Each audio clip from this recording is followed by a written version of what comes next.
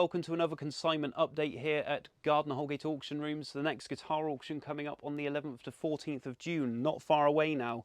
Consignment deadline's actually tomorrow, so we're very busy with things coming in. Lots of glorious things. I have threatened in a couple of previous consignment updates that we were going to feature a private collection of Ibanez guitars, vintage Ibanez guitars, so that is what we're doing today. So if you're not really into Ibanez guitars, this episode probably won't really be for you, but there are some really nice things to look at, and I guess from an academic point of view, looking at all the different models within the artist and professional series and the musician series, of course, it'll be worth looking at. And there are some really lovely and rare things as well. And if you aren't interested in Ibanez guitars, stick around to the end when we have something very special to show you, one of which has incredible artist provenance. Let's take a look. So as I said earlier, we're looking at a good selection of vintage Ibanez guitars today. We've had a really good single owner collection of guitars in, approximately 70 guitars from one collection, and an avid collection of these Ibanez guitars, which really are mostly fantastic instruments. So we're going to have a look at some of those, some very nice things. I guess some will look like repetitions, but there are sort of varying models. But we're going to start with this one, which is a 1977 2618 Artist. And there it is. A lot of you will know about these guitars, but they are just fantastic instruments, sort of double cut on this one. The original embossed pickups there. This one's, it's not perfect condition-wise. You'll see there's a lot of scuffs and marks around the body, but they are very good guitars indeed. So here we have a 1978 2622 Ibanez Artist. This is known as the Steve Miller guitar. See all the dust there. It's been left a while. But yeah, Steve Miller model. This is known as. So you've got sort of different. Essentially, they're very similar in terms of look. Most of the Artist range with the double cut body, but they all have sort of different electronic configurations. Some of them have different hardware and different types of binding, but you can see this one has seen better days, sort of been heavily gigged, it looks like, and played.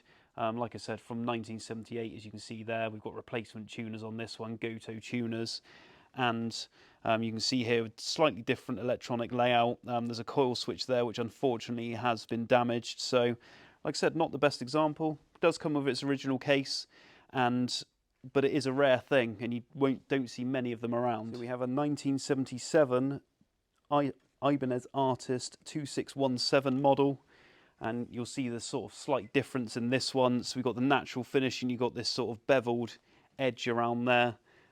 So I guess in some ways slightly higher appointments on that side. Got replacement pickup in the neck position here. But we've just got sort of standard, what I'd call standard Les Paul electrics, 2 volume, 2 tone. But you can see this one is in slightly better condition, or it is in much better condition than the last one we just saw. A few dings and marks there, but a good guitar in its original case. So here we have an Ibanez Artist 2630. This is a fairly common thing actually that you can see here, that I'll explain in a minute, condition-wise. But this one is from 1979, sunburst finish again, a few dings, a sort of semi-hollow body thing, and it's it's a bit like a 335 really, isn't it? But you've got this coil switch here. Now, what you'll see here is on the pick guard, all this crystallization. This is what we kind of call gassing. It's where like the gases come out from the guard. And unfortunately, it does corrode this hardware, and usually on this side of the pickups, you can see all this oxidization going on. But the pick guard essentially can't be saved. The best thing is to whip that off and put a later replacement on. I mean, you can keep this if you want to keep the original one, but you could, take down all this rust and oxidization and replate them if you want, or just simply leave them. But aside from that, it's in fairly good nick. Again, they are very good guitars. We're missing a sort of gear cover there, not the end of the world, but yeah, nice guitar, just needs a bit of TLC. There's something slightly different now. This is a MC300 Musician, and this is from 1970. make sure I get this right, 1978. So you've got this, it's basically a pancake body, so you've got mahogany in the middle, and then the lighter natural finished top. That'll be something like sen ash with a centre maple. And yeah, you'll see with the musician ones, they got these big wide range type active high output pickups, coil switching. But again, very, very good guitars. The musician series guitars I do like a lot, but good, solid Japanese build. And with this one, you get the good old coffin case. So here we have an Artist 2700 model. So you can see here, this looks very, very similar to the musician in looks. This is from 1979. So again, you got the pancake body, and you got these sort of musician type pickups. So very similar indeed.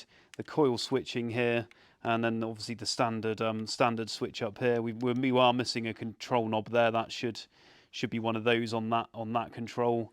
But this one again comes with its original case. This is in the walnut finish.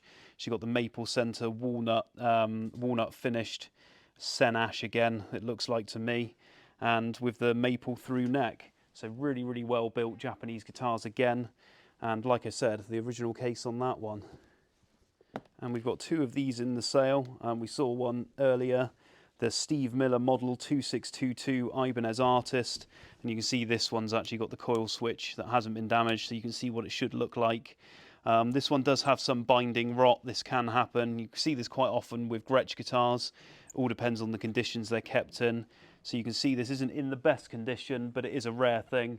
1978 this one was made with the period-ish case. Next we have a 2618 model.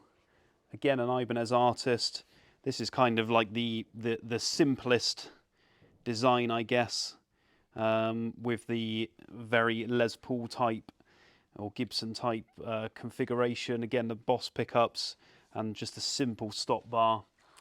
This one from 1977, as you can see there, with the B prefix and the 77, and yeah, reasonable condition with its original case. So we've got a case that was very similar to the early Fender cases here, these brown shaped cases.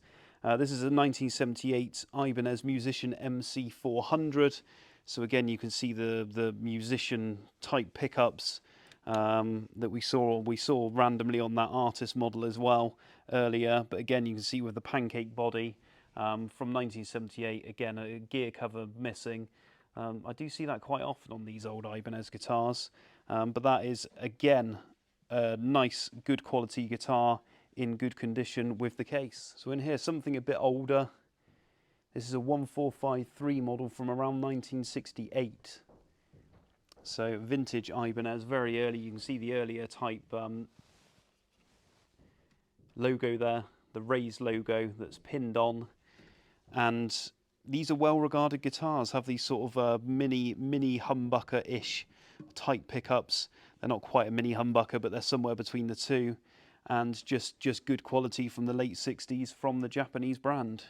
This is probably my favourite model of the Ibanez guitars. This is the Professional series, and this is the 2680 Bob Weir model. Now, Bob Weir was the guitarist for Grateful Dead, and yeah, I really like these guitars. They got everything going on. The natural finish with the sort of beveled edge there. You've got the sort of ornate headstock.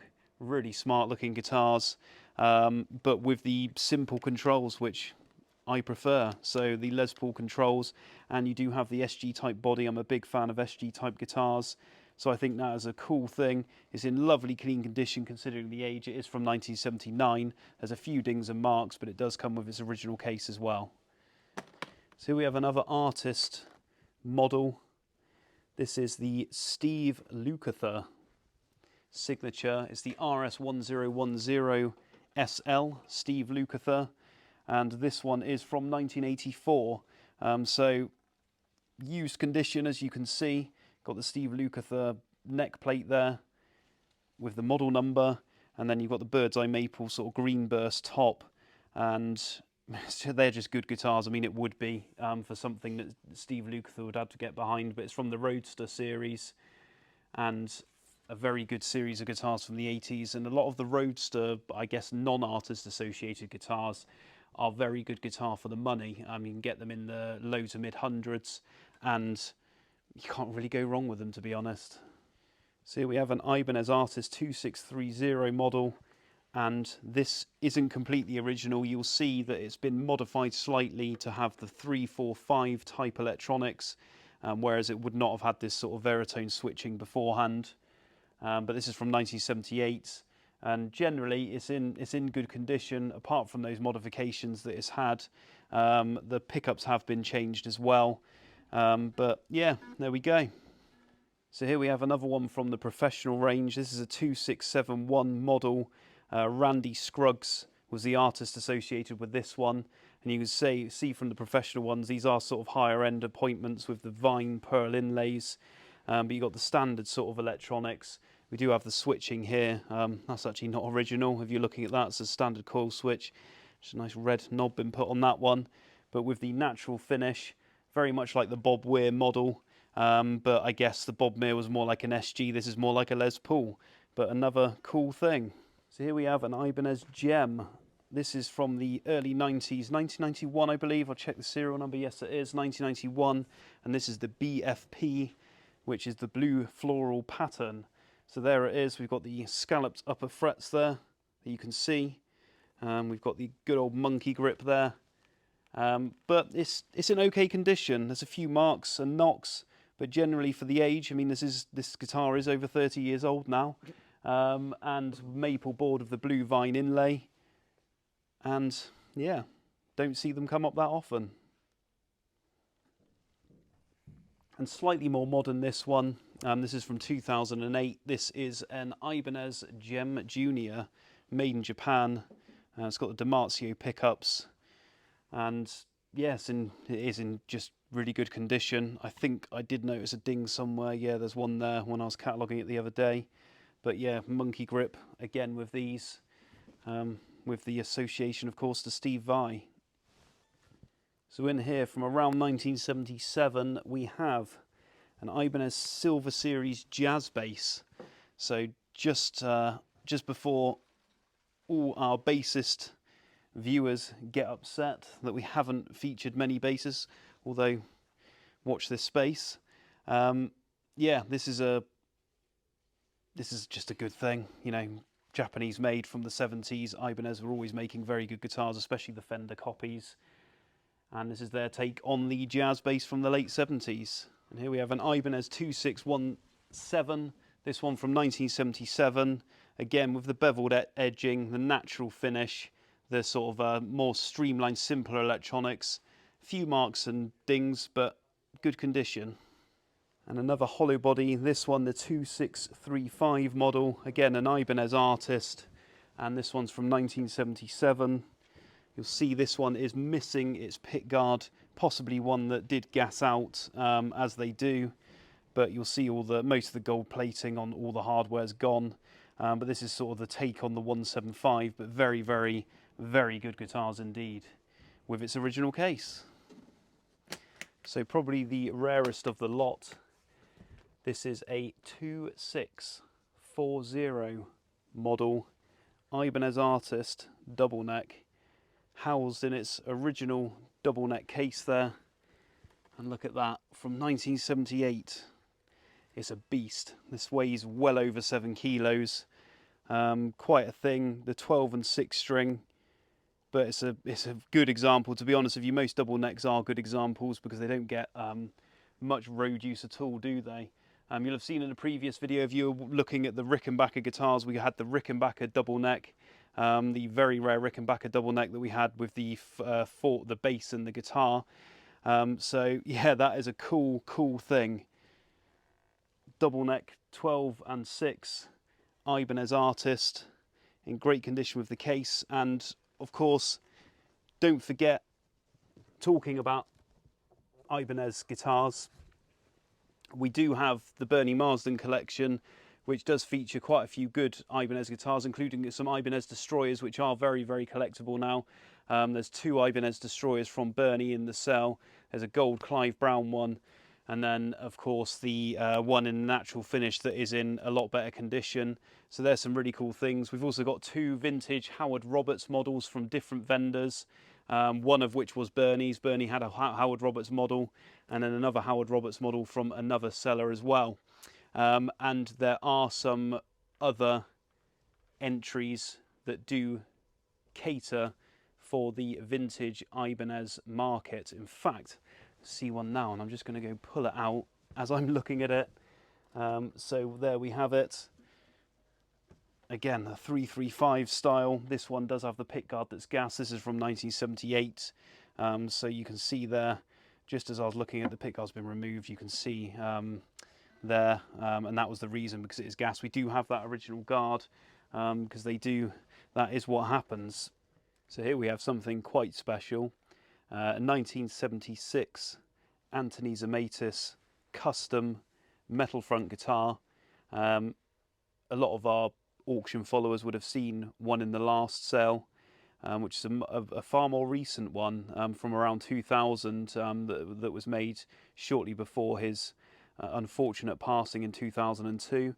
But this is what you would call a vintage one, so made in the days when all the stars were there ordering guitars from Tony Zemaitis, and Make It to the Stars made for people like George Harrison, Ronnie Wood, Eric Clapton. I think if you were a big British name, or even a US name back then, and you wanted a custom guitar, then Anthony Zemaitis, the great British maker, was one of those people. So this guitar was made for a chap called Melvin Whitaker, who was a big collector of Zemaitis guitars based in the UK. I think he had around 14 of these in total, all different sort of shapes and sizes. But this is sort of a 6-string electric with the Danny O'Brien engraved top. Stunning engraving there.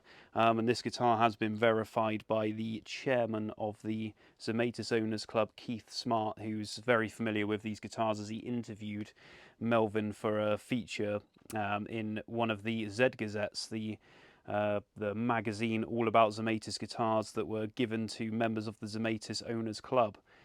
So yeah, it's a really cool thing. Bit of guitar making, British guitar making history, and it's the metal fronts that the collectors seem to want, the metal front electric guitars, and they seem to hold the premium.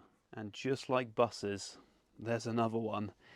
So this is from the same collection, the collection of Melvin Whitaker, and this is a very, very rare example.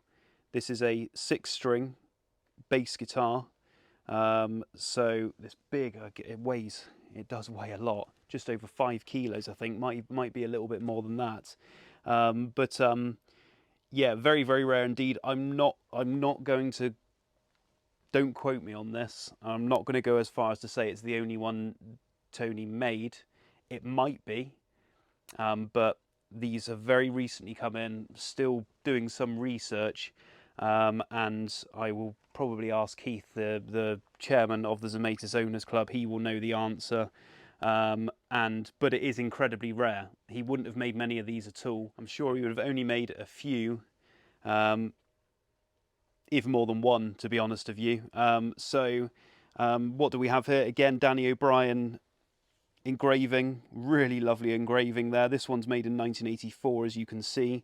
AC Zemaitis, guitar maker, England, 1984, with this floral engraving. Danny O'Brien, a very good engraver indeed, did all the work on the Zemaitis guitars, and you can see there the custom deluxe engraved. Tony actually hand tooled all of these bridges and stop bars, quite an amazing thing.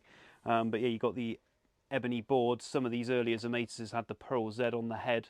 So you got this sort of architectural top there, as opposed to the last one we saw that had more of a Gothic style. And we've got this big Kent Armstrong pickup. It's a triple play pickup. I can't remember the exact name of it, but essentially it's you got these coil switches that work with it, so you get all your pickup variations. But yeah, a good Kent Armstrong pickup. That's probably a rare pickup in itself these days. and then some nice engraving there, just to remind them, observe polarity, battery PP3. So it's a big weighty thing. My arm's starting to hurt holding it a bit now, but yeah, what a lovely thing to have two of them in the auction. I said it was nice to have two in the sale. We've actually got three. Now, all Zemaitis guitars I think are quite special, especially these original ones, especially the metal front ones. Again, this one engraved by Danny O'Brien, but this has got a bit of provenance I think makes it extra special. It won't mean much to some, but yeah, story time, I guess. So 1974, bass guitar, again made for Melvin Whitaker, and you will see that it is a fretless. Now, this bass actually started life as a fretted bass, but Melvin took this guitar back to Tony in around 1978 to have the frets taken out. Now, shortly after that, Jaco Pastorius was coming to town, and he was playing in Oxford at Oxford College, and the owner, Melvin, heard about this and contacted the guitar tech because he was interested in going along, so he was put on the guest list. And Melvin thought, well, I've got a fretless bass. Obviously Jaco was very well known for playing his fretless Fender bass, his iconic bass, and so he took this one along. So while the band were having a sound check, Melvin was sat in the back room just waiting, sort of had his fretless bass guitar on the stand, and in walks Jaco Pastorius, and straight away his eyes got attracted to this bass guitar, and he picks it up and he just started playing it for just under an hour constantly, just kept going with his fancy bass lines and all the trickery that he does. And according to an article in the Zemaitis, or the Z Gazette, the Zemaitis magazine,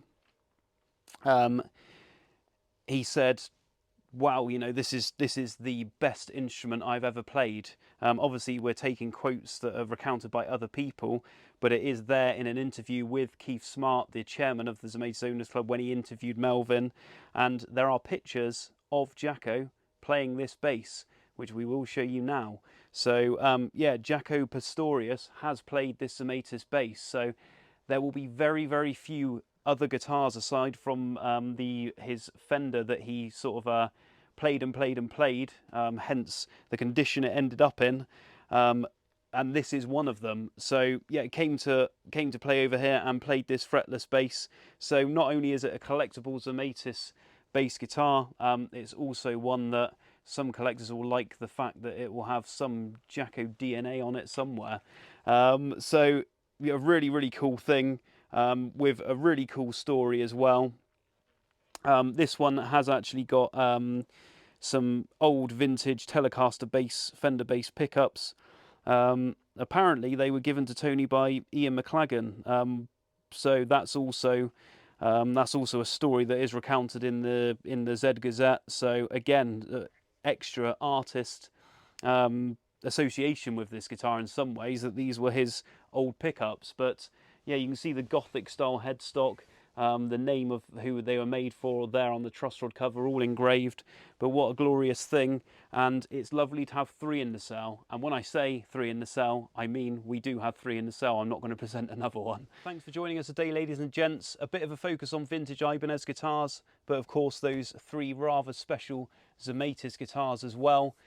We are on deadline now. The deadline's actually tomorrow as this video is recorded, so we've got a huge batch coming in tomorrow, and we've got lots of things. I think we've probably had 300 guitars come in that haven't been featured and will probably be worthy of being featured. We're not going to get to all of them in consignment updates, but of course we will have a look at them in a sale room tour video, which will come nearer the time. We'll do another consignment update video next week though, just to show you some other wonderful things that have come in that aren't necessarily vintage Ibanez guitars or Zemaitis guitars. If we do get another Zemaitis guitar in, I will be very, very shocked. That'll be something to have 4 in one sale. But yeah, this auction is taking place on the 11th to the 14th of June 2024. We will have video demos coming up as well, of course. They are taking place in the next couple of days, so do look out for those. And of course the Bernie Marsden collection, the Ian Benson collection. We've got guitars from Gary Moore, Peter Green. We've got a Eric Clapton played prototype guitar. Of course we've got the Jaco Pastorius bass, and lots of other wonderful artist associated things. So do check that sale. It's going to be a bumper sale. I'm going to say not necessarily the biggest sale we've ever had, but I'm going to say in terms of what we got, it's possibly the best sale we've ever had, which I'm sure a lot of you will agree when you see the catalogue. There's going to be about 1,500 lots. We're still yet to count. The last lot count was 1,300 lots, and we still got lots to come. So I'm going to say approximately 1,500 lots over the 4 days with amps, pedals, all sorts. So please do keep checking back. Have a look at the website. Sign up to our socials, Instagram and Facebook, because you will get all the information there of all the new wonderful things coming in. Thanks for watching today. Please do remember to like and subscribe. Hit the bell icon if you want to see more of us and our videos, and it's the best way to keep up to date with everything that's going on in the world of guitar auctions at Gardner Holgate. My name's Luke Hobbs, I'm the auctioneer here, and I look forward to seeing you next time.